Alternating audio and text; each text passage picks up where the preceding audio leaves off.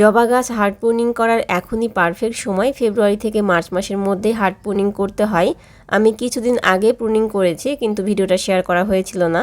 আজকে শুধু প্রুনিং করব, মাটি পরিবর্তন করব না। মাটি পরিবর্তন করার প্রয়োজন নেই, কারণ এই মাটিতে খুব বেশি শেকড় হয়নি।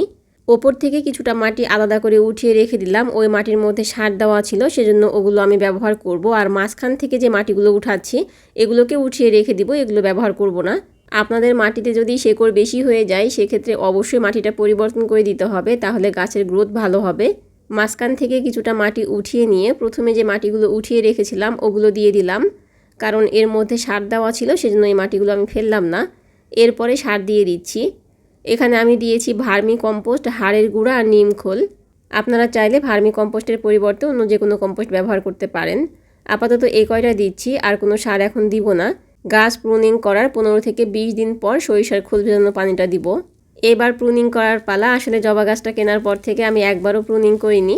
প্রথমে একটাই ডাল ছিল, একটা থেকে দুইটা হয়েছে। দুইটা ডালে এত বেশি ফুল দেয়, মায়া করে আর কাটা হয় না।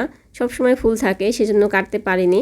তো এখন দেখতেছি মায়া করলে আর হবে না, এই গাছটাকে আমার ঝোপালো করতে হবে। সেজন্য মায়াটা বাদ দিয়ে একেবারে কেটে ফেললাম। কাটা জায়গাতে বরাবরের মতো ফাঙ্গিসাইড লাগিয়ে নিচ্ছি। আপনাদের হাতের কাছে যদি ফাঙ্গিসাইড না থাকে সেক্ষেত্রে হলুদের গুঁড়া পানির সঙ্গে মিশিয়ে লাগিয়ে দিতে পারেন।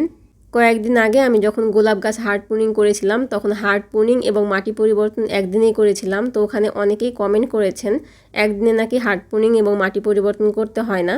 আসলে আমি তো আর গাছ বিশেষজ্ঞ না যে সব বিষয়ে আমি জানবো বা আমাকে জানতে হবে।